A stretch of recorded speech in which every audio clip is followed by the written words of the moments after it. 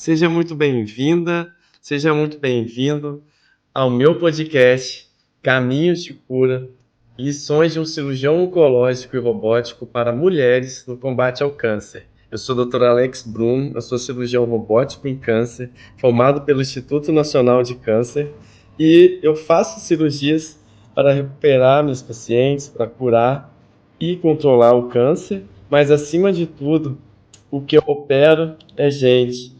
E o que eu gosto mesmo, de verdade, é ajudar as minhas pacientes a enfrentarem o câncer de uma maneira melhor e recuperarem a sua vida de uma forma melhor. Além de prevenção do câncer, aqui eu também vou falar sobre tratamento e as atitudes e conhecimentos para vivenciar de uma forma melhor esse desafio. Então vamos juntos trilhar um caminho de esperança e de cura. Sejam muito bem-vindas. Sejam muito bem-vindos a esta live. Hoje é um assunto muito especial. Todo mundo precisa saber sobre ele. Eu vou falar sobre o câncer de intestino, vou falar sobre prevenção e vou falar aqui sobre o tratamento cirúrgico, que é um dos pilares mais importantes do tratamento do câncer de intestino.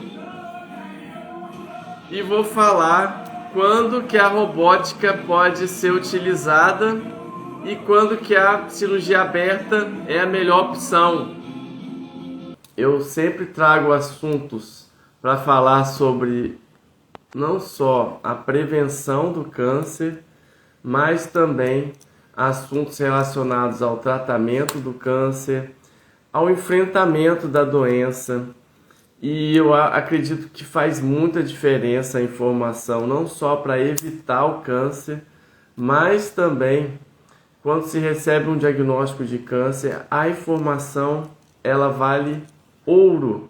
E não só para o tratamento, para o melhor tratamento do câncer, mas também para o paciente se sentindo mais seguro com o tratamento, se sentindo mais, de alguma forma, que o médico se importa com ele, que está ali dando informações úteis para ele e aberto a receber perguntas. Então, por isso que eu trago aqui nos meus conteúdos muitas informações sobre o câncer e acredito que qualquer pessoa pode aprender um pouquinho, até porque quando a gente aprende mais sobre o câncer, a gente começa a ter mais controle, a gente entende que não é uma doença que surge assim do nada, não é uma doença que a gente não consegue explicar porque apareceu, não é uma doença que a gente não tem controle nenhum sobre ela, não, a gente tem, não só para evitar, como também para tratar. E principalmente em casos de câncer, como é o da live de hoje, né, que eu vou falar aqui, que é o câncer de intestino, que é o segundo tipo de câncer mais comum no Brasil, muito comum. 45 mil novos casos de câncer de intestino são esperados para homens e mulheres no Brasil para esse ano. Para você ter ideia, no mundo são 1,9 milhões de casos de câncer de cólon todos os anos e mais de 900 mil mortes por câncer de cólon são esperadas aí em cada ano atualmente no mundo. E é um número muito grande, é a segunda maior causa de morte por câncer no mundo. Hoje, né, a gente está falando aqui de um tipo de câncer muito comum. Então, a vantagem da gente falar sobre um tipo de câncer muito comum é que esse câncer tem muito estudo. Então, sabe-se muito sobre o câncer de intestino. Isso é bom, porque dessa forma a gente consegue ter estudos mais robustos, estudos que a gente pode concluir, chegar a conclusões fidedignas, né, através de estudos científicos, a ciência vai se aprimorando E conforme é mais comum um tipo de câncer, a vantagem é que existe muito estudo, existe muita novidade, inovação. E nós médicos estamos sempre fazendo cursos para aprimorar isso. Então, no finalzinho do ano passado, por exemplo, eu estava lá no IRCAD, em Barretos, numa semana que eu passei lá, praticamente uma semana inteira, em um curso de robótica, cirurgia minimamente invasiva e robótica para câncer do aparelho intestinal, gastrointestinal, aparelho digestivo. Então, dos dias lá era dedicado somente ao estudo do câncer de intestino e como que a cirurgia minimamente invasiva e a robótica ganhou muito espaço nos últimos anos e está se mostrando segura, né? A cirurgia minimamente invasiva está se mostrando segura nessas últimas esses últimos 20 anos, né? Nessas últimas 2 décadas. Cada vez mais a cirurgia laparoscópica tem sido indicada para câncer de intestino. Para você ter ideia, eu comecei a aprender cirurgia laparoscópica na minha residência de cirurgia geral. Em 2007 eu comecei minha residência de cirurgia geral na Santa Casa de Belo Horizonte. Então, desde 2007 eu aprendo a fazer cirurgias laparoscópicas, né? Ainda como residente na época. E depois eu aprendi a fazer cirurgia de intestino por via laparoscópica, minimamente invasiva. Isso já foi em 2008, 2009, no Instituto Nacional de Câncer. E lá, né, como eu falei, quando eu aprendi a operar câncer de intestino, a forma correta de se operar o câncer de intestino, porque também faz diferença no tratamento, você operar corretamente o câncer.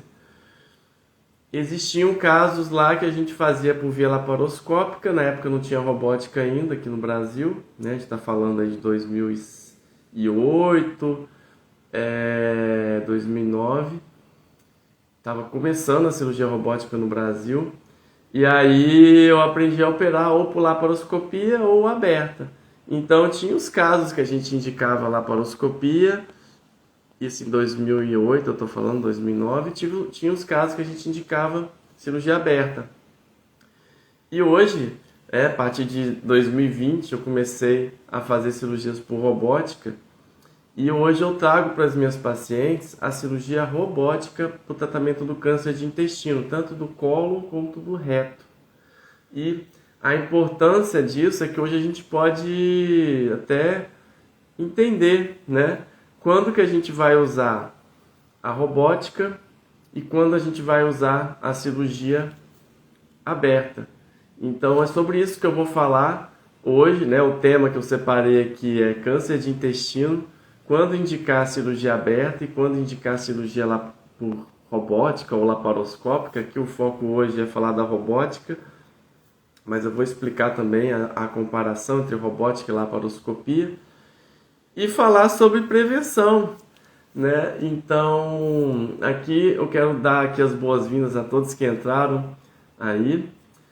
Meu nome é Alex Bruno, sou cirurgião oncológico, sou cirurgião robótico. Como eu falei, minha formação no Instituto Nacional de Câncer, terminei lá o INCA em 2012, comecei a trabalhar como cirurgião oncológico, trabalhei em vários hospitais muito intensamente. Ontem eu estava tentando pensar quantos mil pacientes eu já atendi. É muita gente, eu não fiz o cálculo, mas é muita gente. Assim, mais de 5.000 pacientes, assim, brincando. Porque é muita gente. Imagina, são basicamente quase 16 anos lidando só com câncer.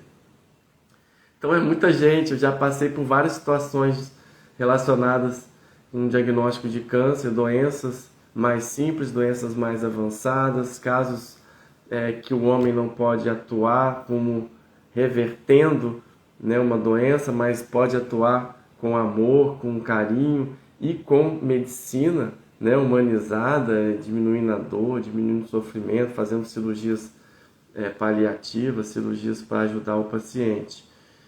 Então são esses dois extremos aí que eu lido e, como eu falei, eu trago essas informações aqui não só para desmistificar o câncer, mas também com a intenção de prevenir o câncer. Eu vou começar falando aqui a minha live sobre prevenção. E eu queria que vocês que estão aí ouvindo ficassem tranquilos aí e me mandar uma pergunta. Eu adoro responder uma pergunta, mesmo se não for o tema da live exato. Eu tenho assim uma honra muito grande por receber vocês aqui no meu Instagram, e uma honra muito grande. Então me sinto aqui também na vontade de ajudar de alguma maneira, né? Às vezes é uma pergunta específica, aí eu posso ajudar, tá bom? Ó, tá aqui a primeira, ó. Doutor, a Neide tá falando aqui. A cirurgia robótica pode ser utilizada para câncer de mama? Pode. Já existem alguns estudos para cirurgia robótica para câncer de mama.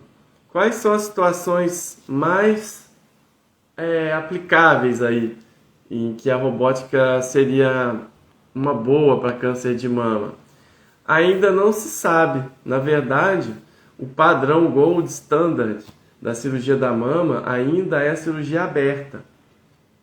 Por quê? A cirurgia da mama é uma cirurgia de superfície. Se você faz uma cirurgia numa superfície do nosso corpo, a recuperação, o impacto dessa cirurgia na paciente, do ponto de vista médico, do corpo dela sentir o baque de uma cirurgia, é pequeno.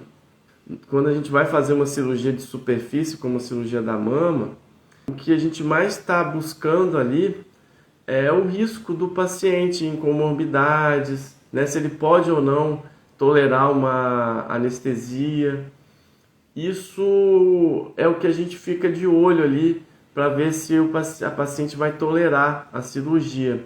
Porque na maior parte das vezes, né, salvo aí casos extremos, cirurgias extremas para câncer de mama, que existem também, casos extremos, mas no geral não é uma cirurgia muito arriscada.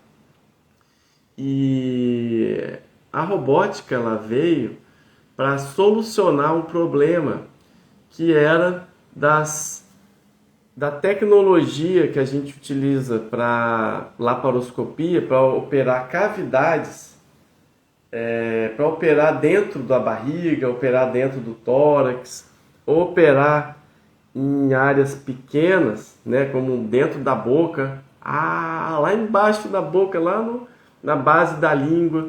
Então são áreas pequenas que a robótica vem para solucionar, dar vida para as pinças.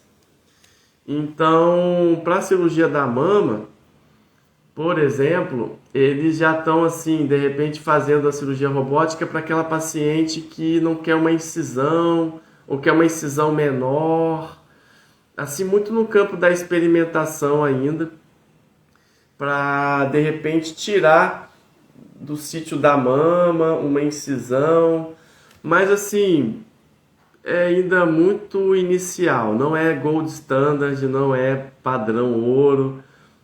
Pode ser utilizada para dissecção de axila também, para tirar as ínguas da axila, de uma forma ter um corte menor. Mas como eu falei, como não tem muita repercussão no corpo, a cirurgia de superfície da mama, e não é uma incisão assim que às vezes é tão grande, salvo quando você faz uma mastectomia radical, mas aquela própria incisão grande a pessoa usa para reconstruir a mama. Então não faz muito sentido, eu acredito que para a cirurgia aberta de superfície, como câncer de pele, câncer de sarcomas, né? Eu faço cirurgias de sarcomas no tronco, nos braços, nas pernas, mão. São tumores raros, né? Mas que eu acredito que a robótica, para esses casos, ela ainda, do jeito que a gente conhece hoje, ela ainda não é o melhor. O melhor é a gente operar com a nossa mão mesmo, o cirurgião, tem material, ele consegue sentir, ele consegue ver, realmente nesse campo aí a robótica ainda vai evoluir mais, tá? Ela agradeceu aqui, a Neide, as informações, espero que você tenha entendido.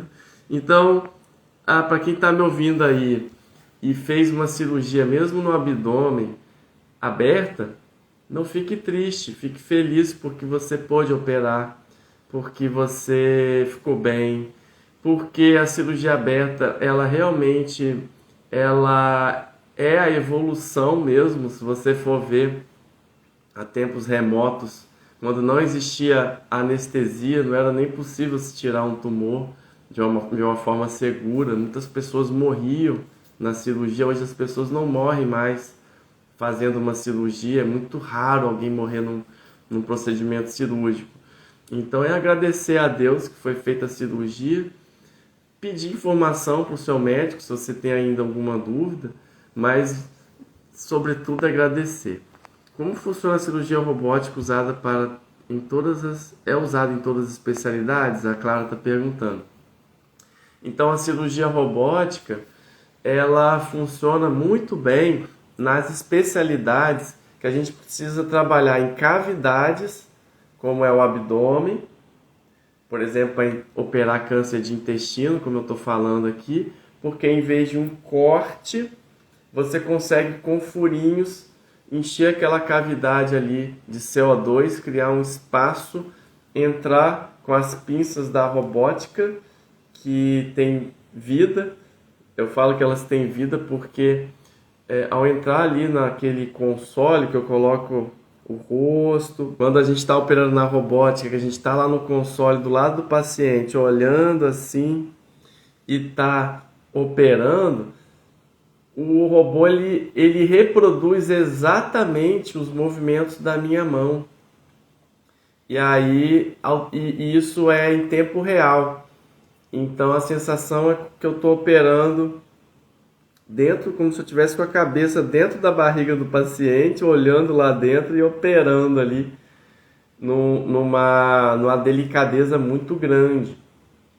Então a cirurgia robótica ela é mais aplicada nessas áreas.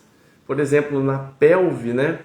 Quando a gente fala da pelve, a pelve lá embaixo, lá no osso da nossa bacia aqui, ela vai estreitando e lá no fundinho, lá na pelve, no fundo da pelve, tem na mulher o útero, no homem a próstata, tem a bexiga, tem o reto, que é a parte final do intestino, que é o tema da live de hoje.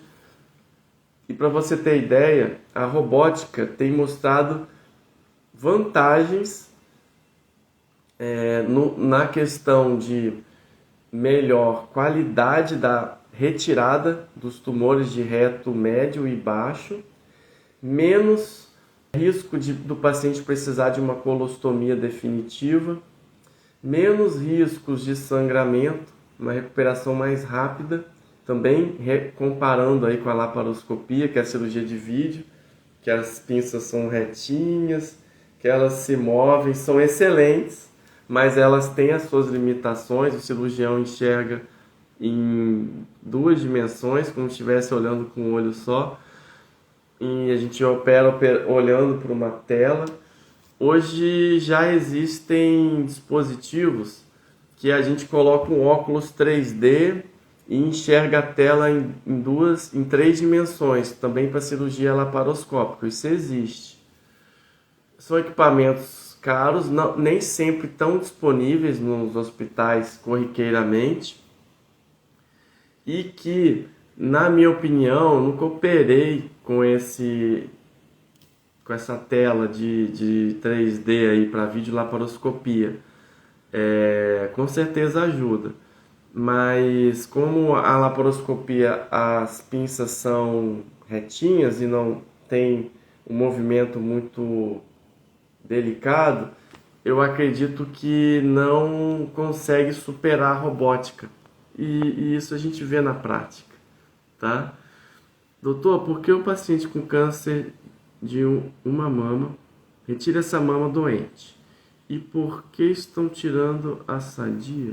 Porque o paciente com câncer em uma mama retira essa mama doente. E por que estão retirando a sadia? Ah, sim. Olha, quando a mulher descobre um câncer de mama muito precocemente, numa idade atípica, por exemplo, por volta dos 30 anos, assim, e essa mulher tem uma forte relação com o histórico familiar de câncer de mama, e se também ela tem um gene que predispõe ao câncer de mama, por exemplo, o BRCA1, BRCA2, que são os mais comuns aí, que as pessoas conhecem, existem mais de 25 tipos, né, de genes que predispõem ao câncer de mama, hoje já conhecidos. Mesmo assim, só 10% dos casos de câncer de mama, né, eles têm uma herança hereditária confirmada, né, passou de pai para filho ou mãe para filho, o gene, né, que predispõe ao câncer. Nesses casos, dessa mulher jovem que tem predisposição ao câncer de mama e que tem o câncer em um lado, ela tem uma chance muito grande de ter o câncer na outra mama.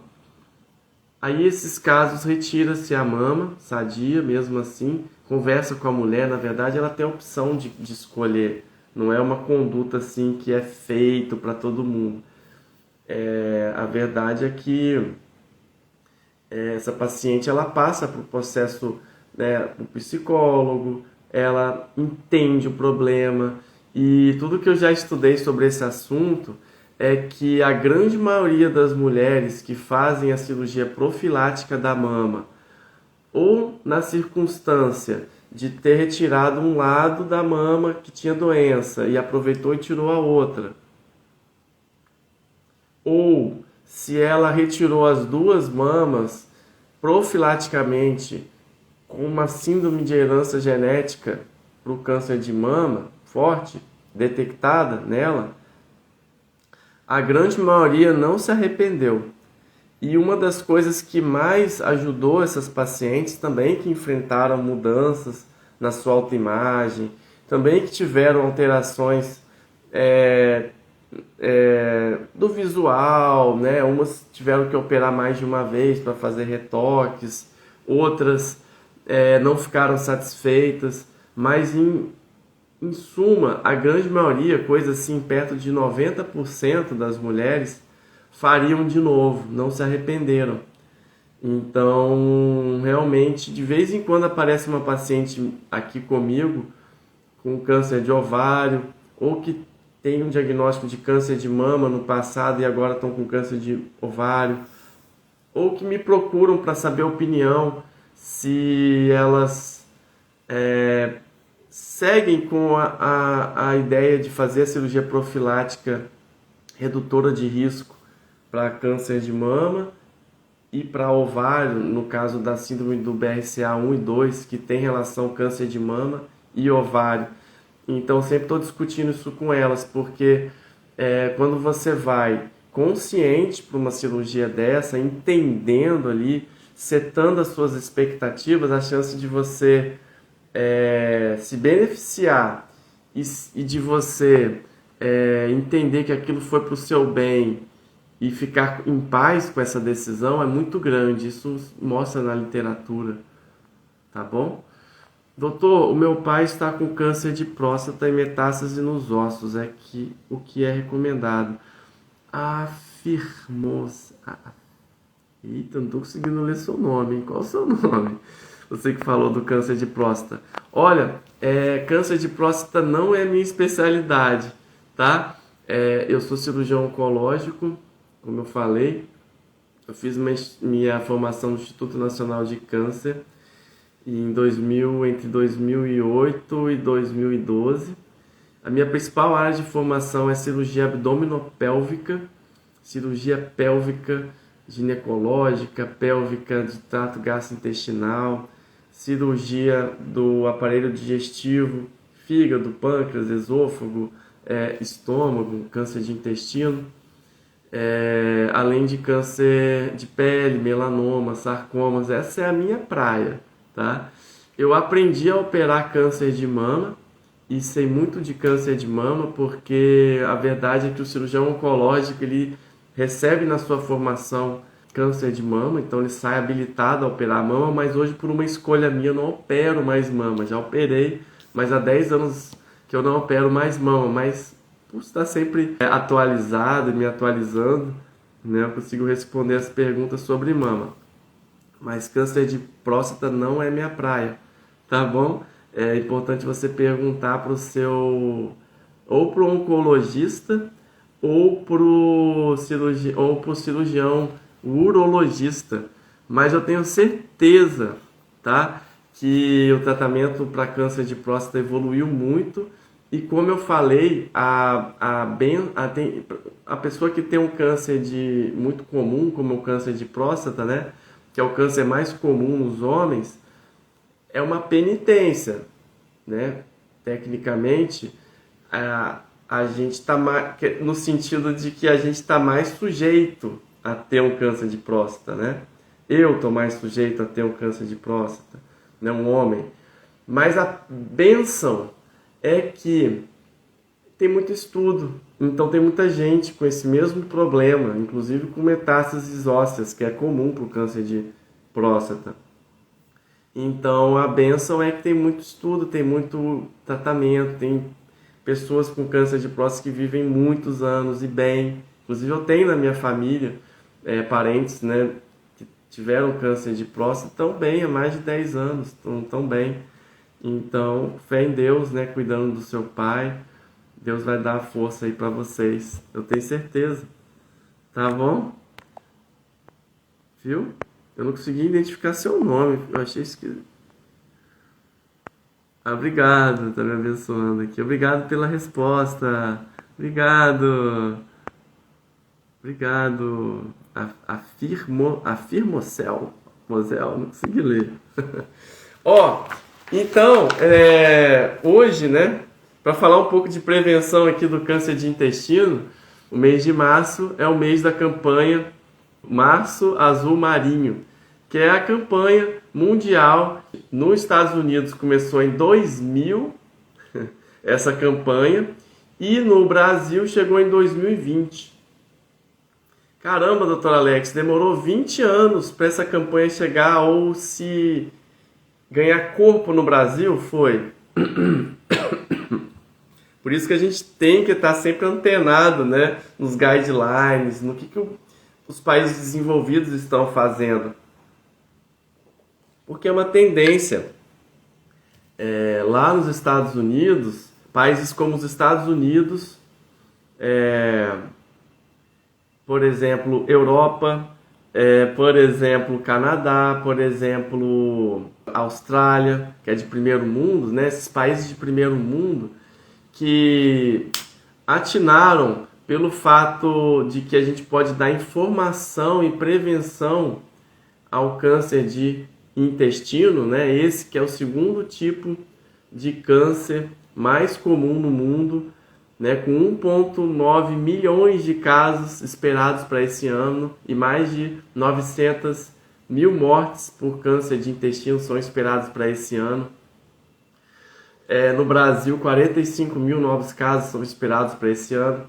Mas o que eu estava falando é que esses países começaram essas campanhas de prevenção do câncer de intestino há 20 anos atrás, com informações que eu vou passar aqui para você que está me ouvindo aqui, para você prevenir o câncer de intestino também, você e de sua família. Mas para você ver que é poderoso isso, mesmo o câncer de intestino ainda sendo a segunda maior causa de morte nesses países de primeiro mundo por câncer, nesses últimos 15 anos, a cada ano se diminui a incidência de câncer de intestino em 3 a 4% nesses países de primeiro mundo. Então veja como informação é poderosa. Então é provado, está provado. Então em 2020 começou essa campanha no Brasil mais forte, né, no Março Azul Marinho, que é um mês dedicado à prevenção, diagnóstico e tratamento do câncer de intestino. E em 2020, por exemplo, aqui no Brasil tiveram cerca de 20 mil mortes, por exemplo, por câncer de intestino. É muita gente. Então, prevenção é poderoso. E, doutor Alex, me fala então mais sobre prevenção. O caso do câncer de intestino, primeiro a gente vai ter que entender os fatores de risco para o câncer de intestino. O câncer, ele surge numa pessoa também com o somar dos anos da sua vida. Então, pessoas mais velhas têm um risco maior de ter câncer. Para você ter ideia, 90% dos casos de câncer de intestino são em pessoas com mais de 50 anos. Então, a gente espera, né, provavelmente, que a maior parte das pessoas vão ter o diagnóstico de câncer de intestino, se tiverem, depois dos 50 anos. Só que a grande coisa é que o perfil desses pacientes tem modificado para ter câncer cada vez em idade mais jovem. Então, a gente vê pacientes, né? Eu tenho pacientes jovens com câncer de intestino que eu operei com 30 anos, 32, 36, 40 anos. Isso soa um alerta para a gente que isso tem a ver muito com a modernização, com a ocidentalização da nossa dieta, com os hábitos modernos de vida, e que eu vou falar aqui os fatores de risco. Mas, então, o fato da pessoa viver mais, as pessoas estão vivendo mais, ela aumenta as chances dessa pessoa ser exposta a fatores de risco que, somados ou com o tempo, células do seu corpo, né, alguma célula ali do seu intestino, com o passar dos anos, possa acumular mutações no seu DNA, que somadas, várias e várias mutações,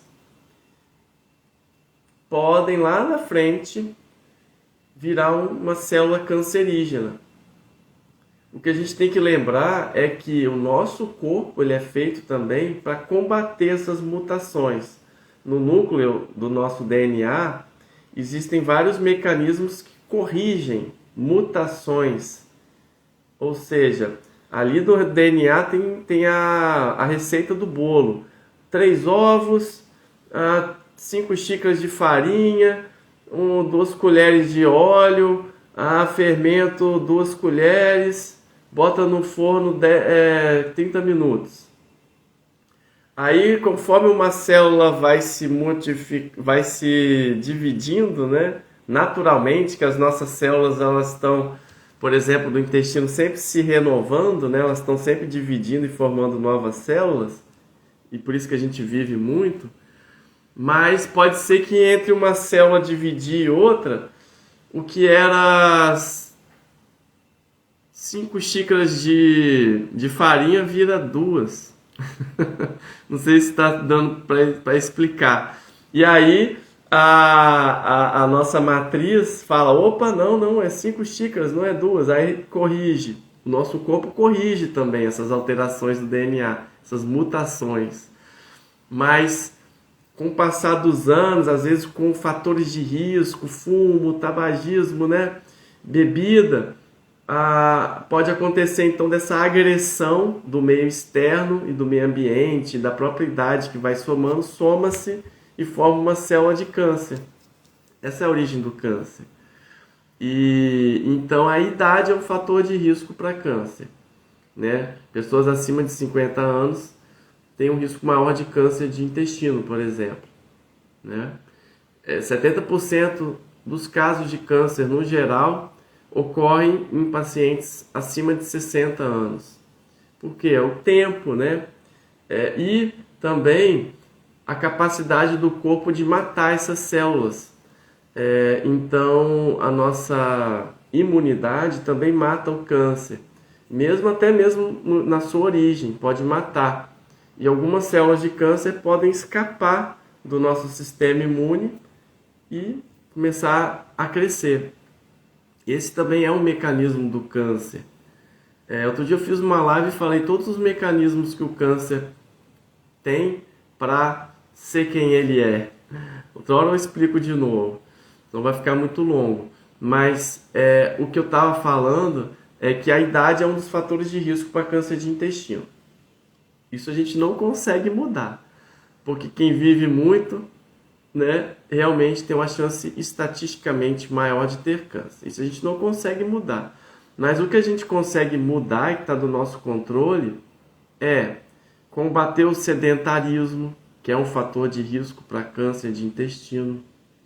São recomendadas 150 minutos de atividades físicas por semana, de moderada a intensa, na questão da intensidade. E isso corresponde a 30 minutos 5 vezes na semana, por exemplo. Entende? Olha como é poderoso, às vezes, um hábito que a gente pode passar a ter, né? De dar aquela caminhadinha de 30 minutos na praia. Olha só que maravilha, vai estar ali exercitando, refrescando a cabeça, pegando um solzinho, que a vitamina D também ajuda a evitar o câncer de intestino. Outra coisa que está no nosso controle é a obesidade, combater a obesidade. A obesidade também é uma grande causadora de câncer de intestino. Como é que combate a obesidade? Procurar um profissional adequado. A minha esposa, a Irlena, ela é endocrinologista. Ela trabalha aqui comigo, no meu consultório. E ela é endocrinologista. Uma das principais áreas que ela atende aqui nos seus programas de acompanhamento é emagrecimento com o resgate da sua autoestima, da sua saúde. E também sem muitas restrições.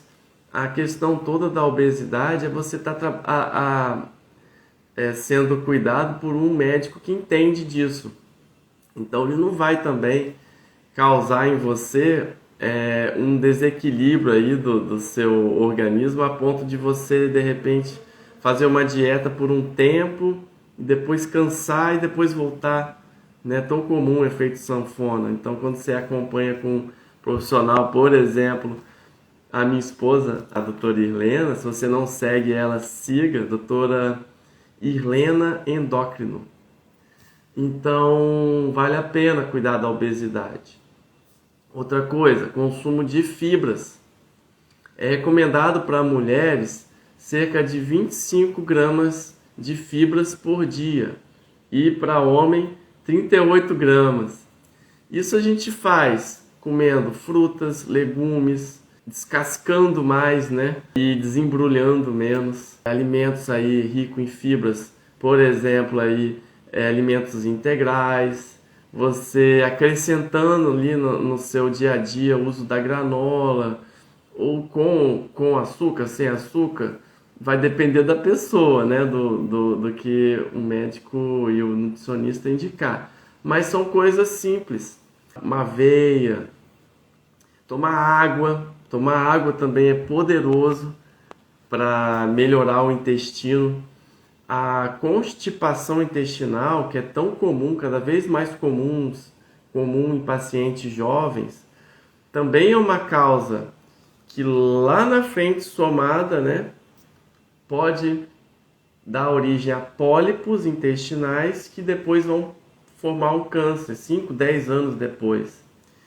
Então veja que hoje, com os hábitos modernos, as pessoas estão trabalhando o dia inteiro sentados, não estão se movimentando tanto, a dieta industrializada, não estão tomando tanta água, não estão comendo fibras adequadamente. Constipação. A constipação vai gerar um desequilíbrio ali na flora intestinal, um quadro de inflamação crônico ali na mucosa intestinal, que pode ser também origem de pólipos intestinais, que, se não forem retirados, lá na frente vai virar um câncer de intestino. As crianças no videogame, é isso, exatamente. Então a gente tem que botar essa turminha para fazer atividade física. Então a obesidade em pacientes cada vez mais jovens, em crianças, isso também está sendo apontado como aumento dos casos de câncer em pacientes cada vez mais jovens. Então a gente está vendo cada vez mais obesos, cada vez mais câncer. Cada vez mais obesos, mais jovens. Cada vez pessoas com câncer mais jovens. Então veja como tem uma ligação muito grande aí da obesidade com o câncer. Combate à obesidade. Outra ação importante aí para o câncer de intestino é o tabagismo. Então, o tabagismo também é elencado como um grande causador de câncer de intestino. Para você ter ideia, foi feito um estudo na USP recente que ele avaliou de todos os pacientes com câncer de intestino quais eram as principais causas, mas eles tentaram identificar uma causa forte naquele paciente. E eles identificaram em 12% dos pacientes que a obesidade foi a principal causa do câncer de intestino naquela população. Mais 12% a falta de ingestão de fibras. 11% foi alencado aí ao sedentarismo e 11% tabagismo. Então veja como é importante para a gente fazer aí a nossa atividade física. Ah, doutor Alex, mas 150 minutos é muito. Ninguém nasce grande. Todos nós nascemos bebezinhos, todos nós crescemos e estamos aqui. Ninguém aprendeu a andar da noite para o dia. Uma planta, antes dela virar uma árvore, ela ficou pequenininha, ela era pequena. Assim são também nossos bons hábitos. Se a gente começar pequeno, daqui a pouco a gente faz grande. Então é sobre isso, tá? É sobre a gente começar ou recomeçar. Para quem aí está se sentindo parado, um dia já foi atleta ou já foi praticante de exercício, é recomeçar. O primeiro melhor momento para você começar uma atividade que você acha que você já deveria estar fazendo é lá quando você acha que você deveria já ter começado. E o segundo melhor momento é agora. Tá? Então, pense como uma coisa, como um convite aqui meu para você começar a fazer exercício físico. É tão forte isso que se a gente olha para nossa alimentação, nossos bons hábitos de vida, evitar o álcool, cessar o tabagismo completamente, combater a obesidade, combater o sedentarismo, boa alimentação, a gente reduz aí o nosso risco de câncer em cerca de 1/3. E também reduz o risco de morrer de câncer em 52%. É muita coisa. Tem muita coisa no nosso controle. Isso é muito importante. E mesmo aquela pessoa que já teve o diagnóstico de câncer, não quer dizer que ela vai morrer de câncer. Ela tem muita vida pela frente, ela tem que continuar cuidando da sua saúde, inclusive das outras questões, do diabetes, né, que também é uma das doenças que podem causar o câncer de intestino, o diabetes mal controlado, né, que promove várias alterações no corpo, que também são alencadas aí a uma das causas de câncer de intestino. Outra coisa que eu ia falar aqui tem a ver também com a baixa ingesta de cálcio. A gente comer leite, derivados, também protege a gente contra o câncer de intestino, né? Ter o nível de vitamina D elevado também, porque a vitamina D ela tem relação muito com a nossa imunidade. Então, se a nossa imunidade está boa, como eu falei no início da live, contando aí pelo meio, que a nossa imunidade também combate o câncer, ou até mesmo uma célula que acabou de formar um câncer, a imunidade pode ali matar essa célula e não deixar que ela se evolua. A gente combater o câncer também, melhorando a nossa imunidade, dormindo bem, fazendo gestão do estresse. Então, a gente também tem que olhar para doenças mentais. As doenças mentais não controladas, a insônia, depressão, casos mais sérios, se não forem devidamente tratados, essas pessoas sofrem muito. E esse sofrimento também é capaz de gerar baixa de imunidade, por exemplo. E também a gente pode pensar também que isso pode causar câncer, como, por exemplo, o câncer coloretal. Então veja como é poderoso. Outra coisa que eu vou falar aqui é a carne vermelha. A carne vermelha, ela também tem estudos que mostram aí que se você comer mais de 500 gramas de carne vermelha por semana, também aumenta o seu risco de câncer de intestino. Alimentos gordurosos, então a pessoa comer muita fritura, muita coisa oleosa, também aumenta o risco de câncer de intestino. Também a gente tem que tomar bastante cuidado com a nossa alimentação. Poxa, doutor Alex, mas então não posso ir naquele churrasco, não posso comer um pão de alho? Não, você pode. Mas você não pode ir na churrascaria todo dia, né? Então, veja, a gente não pode exagerar. A questão toda é o bom senso, sabe, gente? A maior parte das coisas que eu estou falando aqui na live é o bom senso. Se você quer comer mais fibras, mais frutas, o primeiro passo é você comprar, né? E ter isso na sua geladeira. É você ter na sua mesa. É você botar na sua marmita. É você fazer por onde? Levar uma maçã ou uma fruta, uma laranja. Lá em casa, eu e a Helena, né? A gente tem alguns anos aí que a gente tem o hábito de acabar o almoço, comer uma laranja. A gente descasca uma laranja e come a laranja.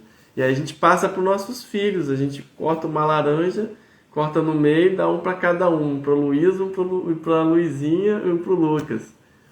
Então veja como a gente também pode dar exemplo aí para a nossa família, né, de como se alimentar melhor. Outra coisa, ponto de atenção aqui, é as carnes processadas e salgadas. Também são alimentos que às vezes estão na nossa geladeira, estão no nosso lanchinho, estão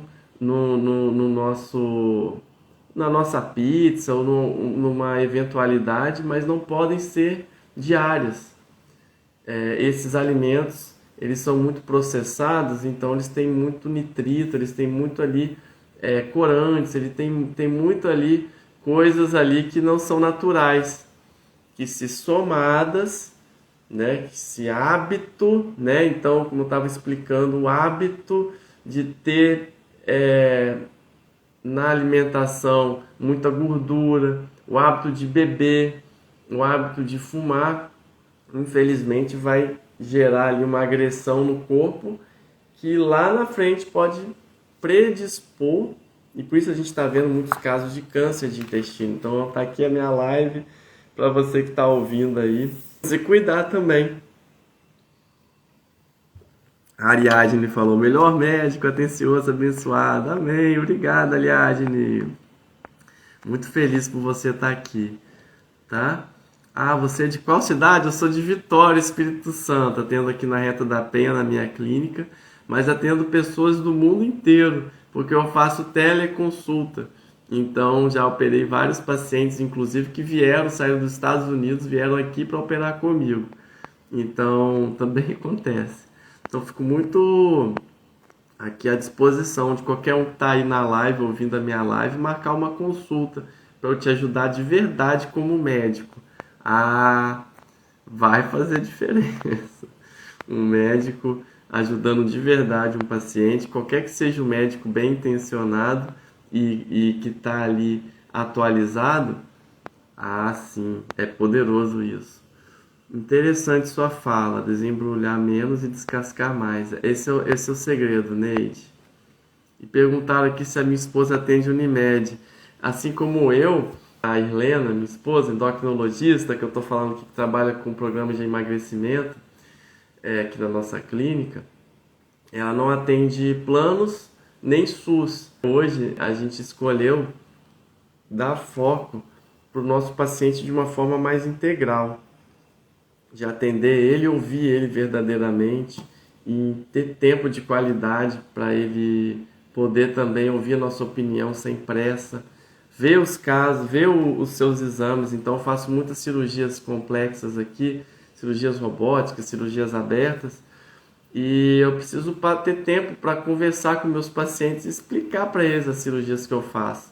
Mesmo que for uma cirurgia simples, um câncer de pele, ou for simples, né, uma esterectomia simples, mas toda cirurgia é uma cirurgia, precisa de atenção. O paciente vai querer que eu esteja ali com ele no pós-operatório e no seu acompanhamento no pós-operatório, né, depois quando ele vem para consulta.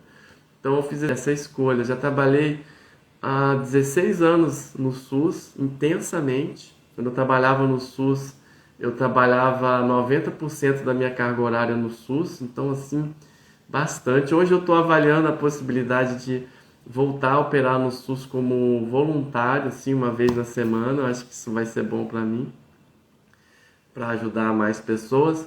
Mas hoje realmente o meu foco está aqui no consultório, meu e da minha esposa.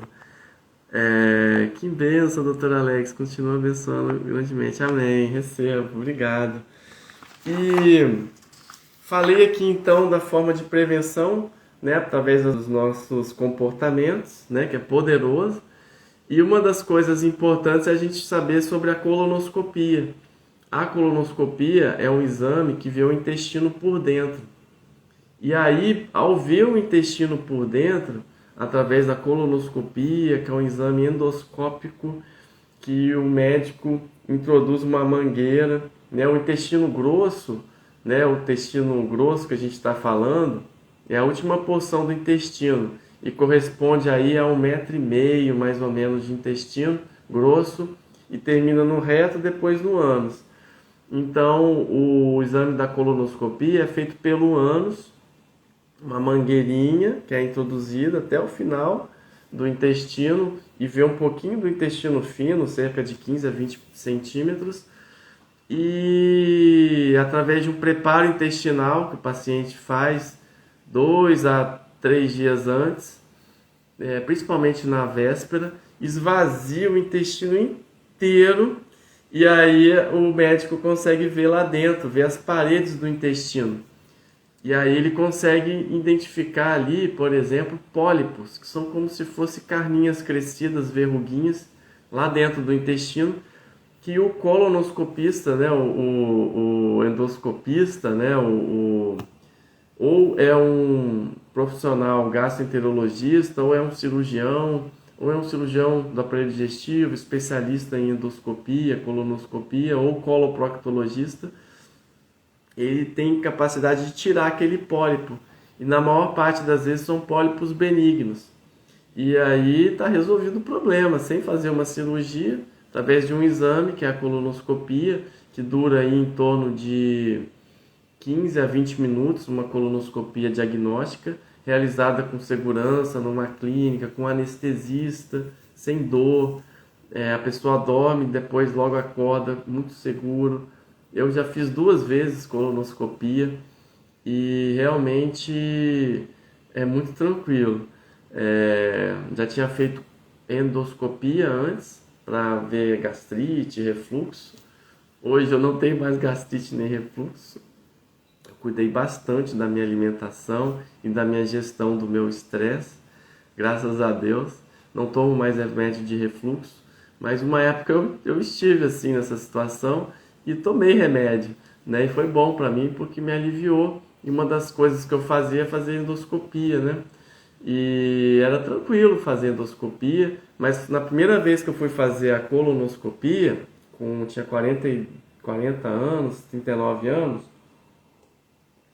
eu estava com alguns sintomas intestinais. Aí a gente faz colonoscopia, por exemplo. O médico indica. Mas na população geral, a primeira colonoscopia ela é indicada pela Sociedade Brasileira de Cirurgia Oncológica e pela Sociedade Brasileira de Coloproctologia a partir dos 45 anos.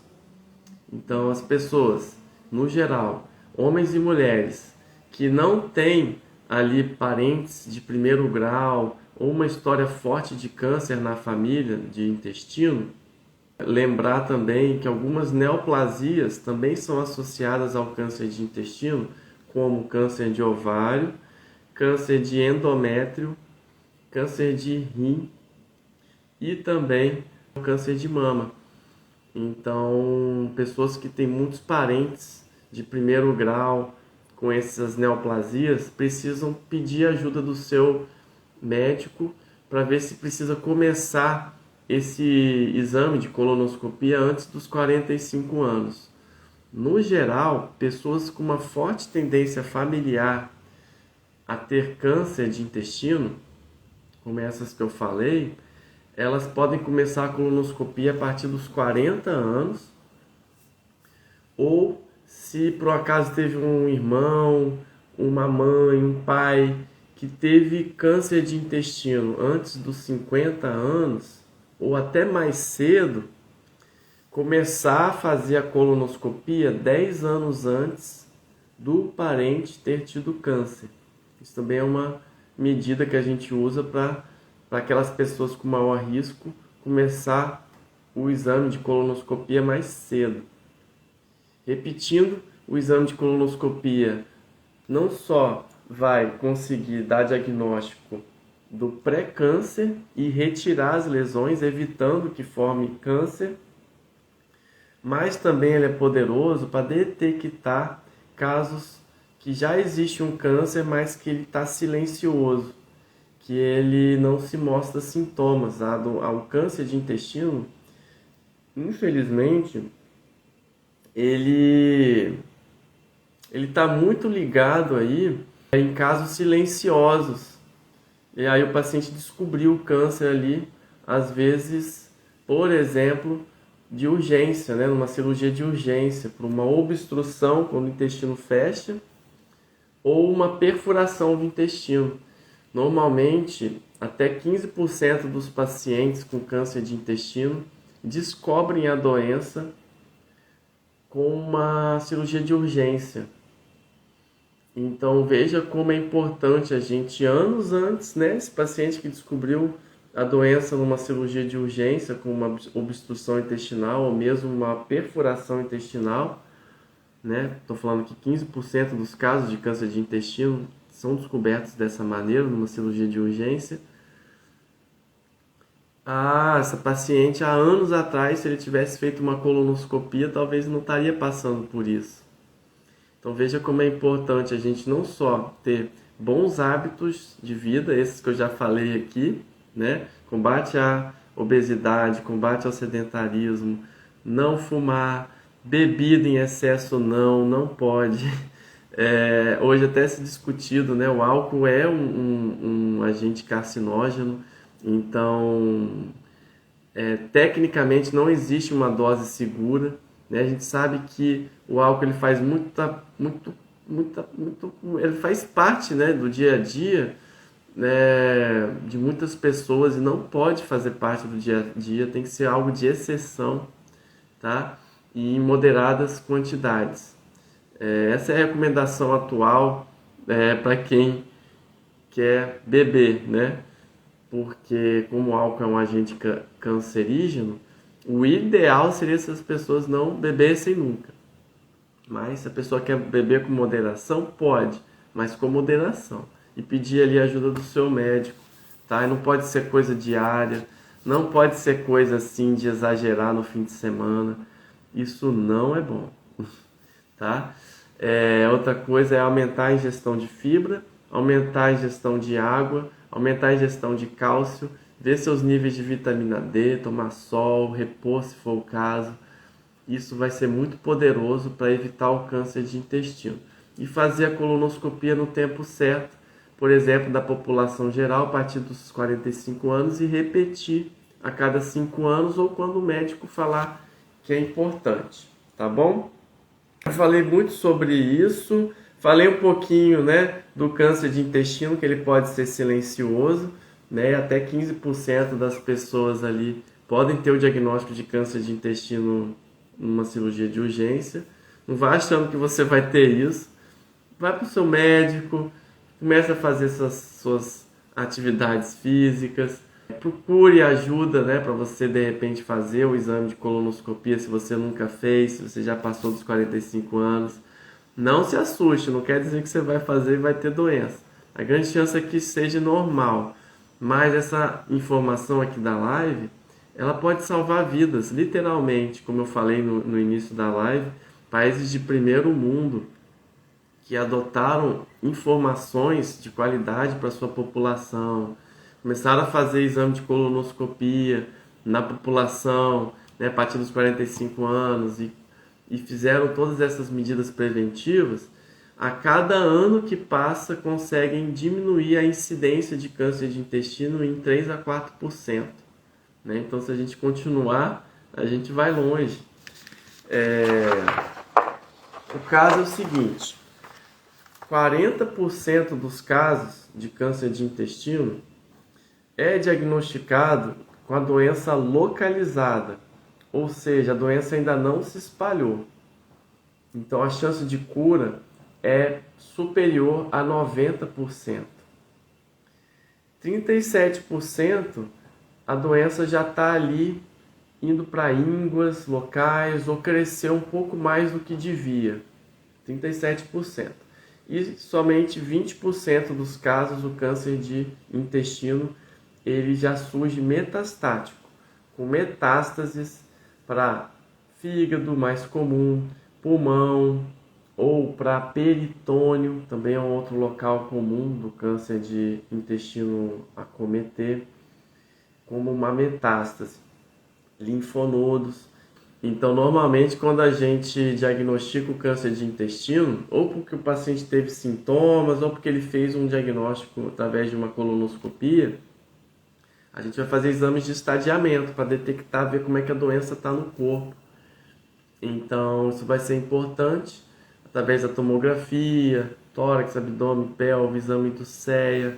A gente normalmente pede mais vários exames genético-moleculares para definir ali alguns critérios de tratamento para os pacientes, ou para cirurgia, ou para adjuvância ou neoadjuvância. Quando eu falo em adjuvância e neoadjuvância, basicamente, neoadjuvância é quando a terapia é feita antes de uma cirurgia para diminuir o tumor, e algumas vezes some o tumor completamente. E a adjuvância são os tratamentos feitos depois de uma cirurgia, para diminuir o risco do câncer voltar no local onde ele nasceu e diminuir o risco do câncer voltar no corpo. Então, por que eu estou falando isso?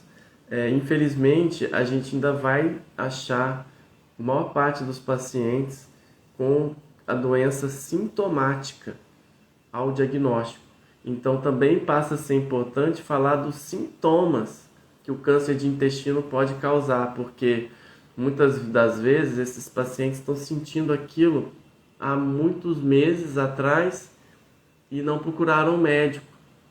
Então, isso que eu estou falando desses pacientes que 15% deles que chegaram no pronto-socorro com um caso mais urgente, um tumor obstruído do intestino, porque ele cresceu demais e não está passando mais o cocô, ou porque ele perfurou, porque também está muito grande ali onde ele nasceu, esses pacientes, eles certamente tinham sintomas antes e talvez ou se automedicaram ou se deixaram para depois, ou não sabiam também. Então esse é o objetivo da live. Então os sintomas do câncer de intestino muitas vezes são silenciosos. Podem ser, por exemplo, uma anemia, né? Uma anemia sem exteriorizar sangramento, porque aquele pólipo que vai crescendo, e até mesmo o câncer inicial, ele sangra. Então a pessoa vai perdendo sangue, ela vai ficando anêmica com o tempo.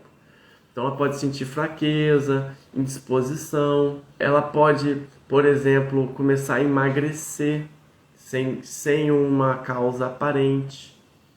Pode começar a ter diarreia alternado com constipação, alteração que a gente chama alteração do trânsito intestinal, isso durante algum tempo, associado ou não a dor abdominal, cólica, alteração dos gases intestinais, outras vezes surgimento de massas abdominais, né? A pessoa palpa alguma coisa alterada.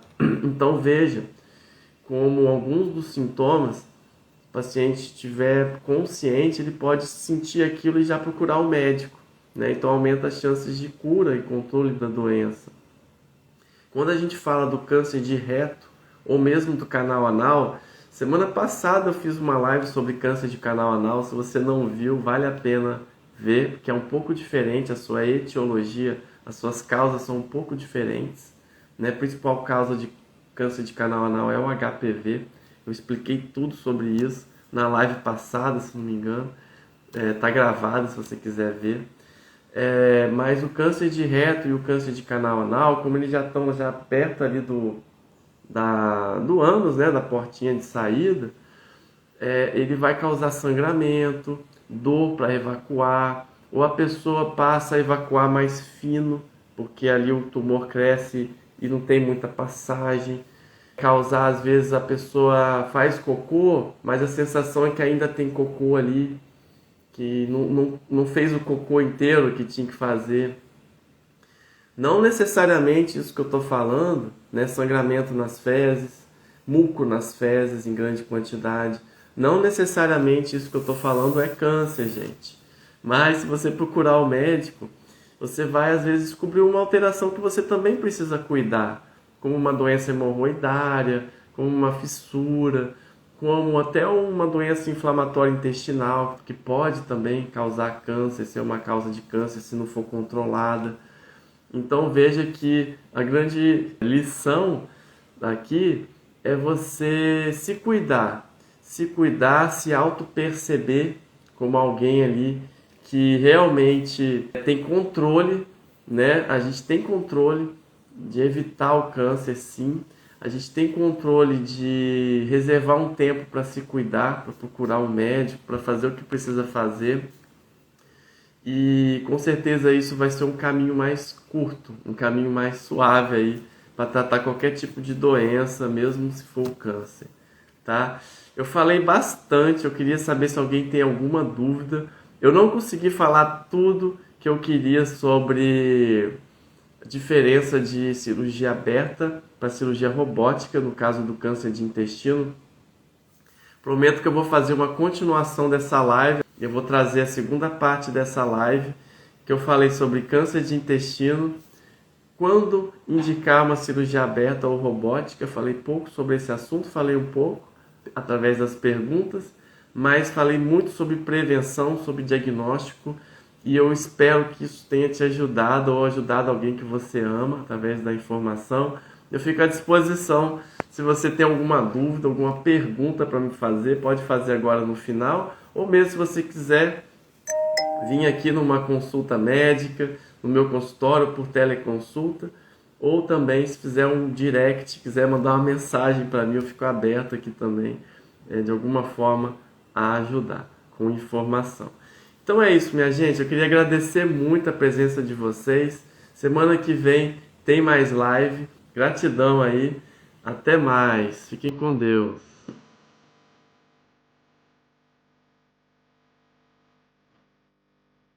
E agora eu quero te agradecer por ouvir o meu episódio e eu quero te fazer 3 pedidos. O primeiro é deixar seu comentário aqui embaixo dizendo como esse episódio te ajudou ou outros episódios estão te ajudando. E segundo pedido, encaminhar para alguém que pode estar precisando ouvir esse episódio. E o terceiro pedido é me seguir no Instagram e no YouTube. E até mais, até o próximo episódio.